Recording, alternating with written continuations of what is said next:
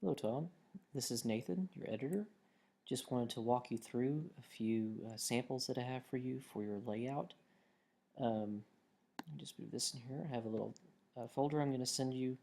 It has your first layout that I did for you, and I did a second one. So it's just Tom layout. That's the first one, and then layout test 2 is the second one. I'm sending you an iBooks format. Um, we can talk about EPUB later.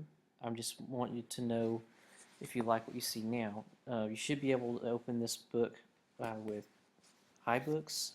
You can hopefully download iBooks for free if you don't have a Mac. I just double click on it or right click on it, open with,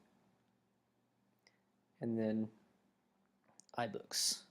So hopefully you'll be able to open that. If not, I'm going to show you what this looks like in iBooks just in case, and um, also I'll walk you through your new PDFs. So I just took the first 10 and I'll show you what they look like here on yours. You know this book very well, but you have one of my criticisms or suggestions is that you remove the numbers down here and move to a more standard um, notation. You have plate 1, bibliographic information, either partial or full. You can get away with partial, but I suggest that you do full simply because full citation is standard in academic work. And it is redundant, but it's not superfluous because your academic reader really wants to know exactly what they're looking at a casual glance. That's what academics are used to, and it's what any publisher would do, um, or 99% of them. So let me show you what I've done. I'm going to go to iBooks and show you how the sausage is made. This is the first layout. One of the things you need to ask yourself is, do you want your reader, the only thing they're going to be able to read on this is with an iPad. Do you want the iPad like this in landscape in their hands, or in their hands portrait like this? The long ways right there on the iPad. Um, the problem is iBooks will only let you format it one way. You have to choose in the very beginning or you have to completely redo the book. Because this is a sample, I can do 4 or 5 plates in each one and show you, so you can make a better decision.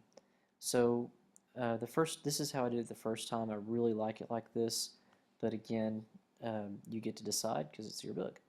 Um, you'll notice I have a hot list of plates here, and just click on a plate, plate 6, it takes us to plate 6 in the book, and you can see one of your concerns was, you wouldn't be able to see it, but um, this is how it will look in your hands. If you're holding an iPad, hand here, um, you can just take your fingers and zoom in.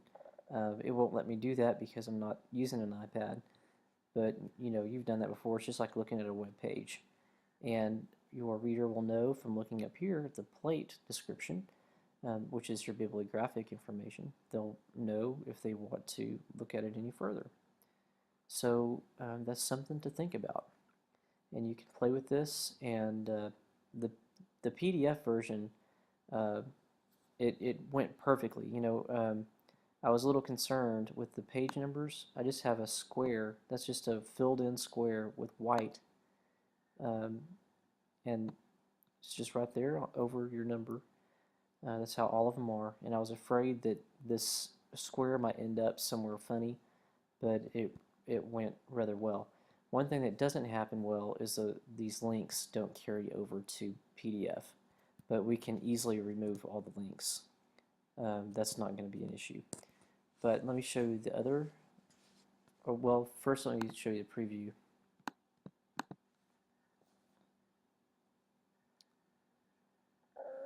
This is how it will look on an iPad, and your reader will be able to look at your list of plates You could place this list of plates. Usually it's at the beginning. Well, it's always at the beginning of an academic work. And what you would do is divide up the work into chapters and have like a one-page explanation of the chapter.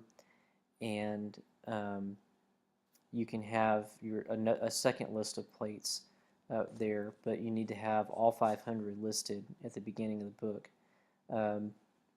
That's just standard academic practice. That way an academic can flip open the book and at a glance know if they can use it or not. And well, that's the reason behind the redundancy. So I'll show you this. I kept this on the right side just like you had in your book. It won't let me zoom in because I'm not on an iPad, but this is the feel of the book here. I'm just scrolling through, and I think it looks gorgeous, but I'm partial. Let me show you how this looks in PDF.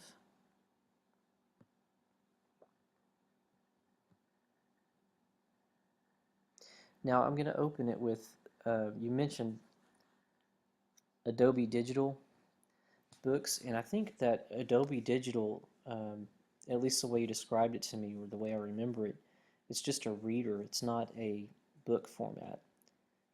And maybe one of these days this will show up. Adobe Digital Editions 2.0.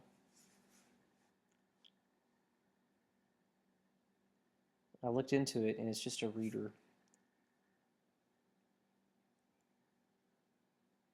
It's still okay. This is how it looks. You have your left page and your right page. It's exactly like if there was a book, spine right here. I'm just scrolling through just a little bit. Tried to make this exactly the same height. These pictures are exactly the same size, or almost exactly the same size, down to the pixel. I kept them.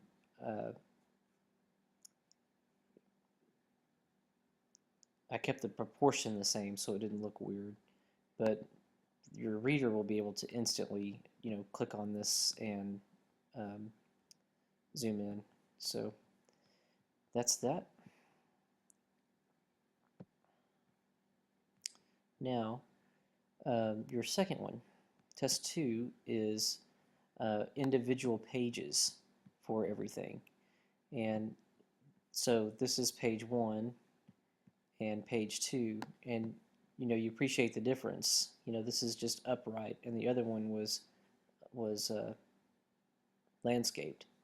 So this is actually like you have in your PDF. I thought you would prefer this version, but you're going to be forcing your reader to read it in exactly this format, and they can't view two at once.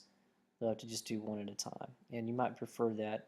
It's going to be a lot slower for your reader though, and it's just a preference for you. There's a big advantage, I think, to doing it two at a time, but again, it's your book, and that's definitely going to have to be your decision. So let me show you how this looks in the preview. And I'm going to put these side by side here in a second. And you'll see you have page numbers down here, and it's all on the right hand side because it's not like a book that has the numbers over here and the numbers over here, every other page. I would like to have this centered, but I don't think that gives you a choice. So you're going to be forcing your reader to read it like this, or let me see if I can pull that other one up.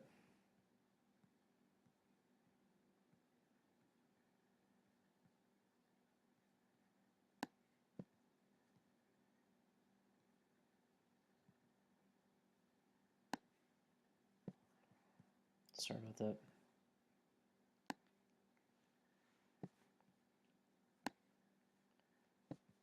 I'm just going to put this side by side here.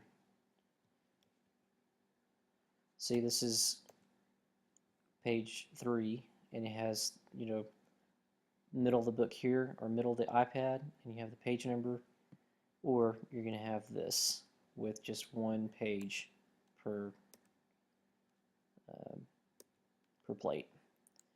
So I think that looks really good. It has a really slick academic look.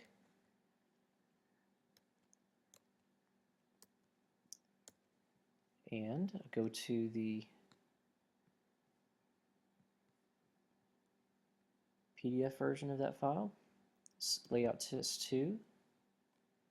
This right here is just the template, and you didn't put a book title in.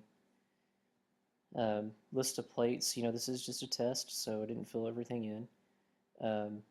And so this is what it would look like in the iPad, what they see. And you can see, because this is your PDF, your person can say, oh, I want to look at this. This is Dicertius 1529. I want to look at it. And you can just zoom in instantly. And then obviously you have to go back just a little bit to go to the next page. But this is the sense that your reader's going to have for your reading it on an iPad. So let me know what you think. We do need to talk about how we're going to proceed, but this takes a lot of time, as you know. I think that you've eaten most of the frustration, and I can do a lot of things by in bulk, but this is about 8 or 9 hours worth of work to get just these samples. So I hope it looks good to you at least, and if you feel like this is a direction that you want to go in, we can obviously do a lot more work on it and get it done. So like I said, let me know what you think, and I look forward to hearing from you.